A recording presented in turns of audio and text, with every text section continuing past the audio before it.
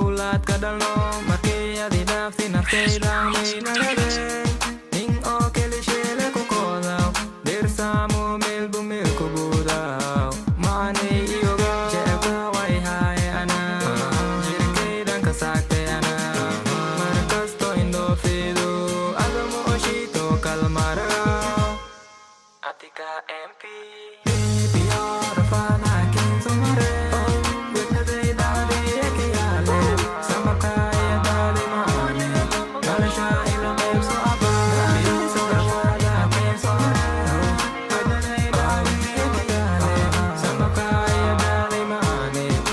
Shine,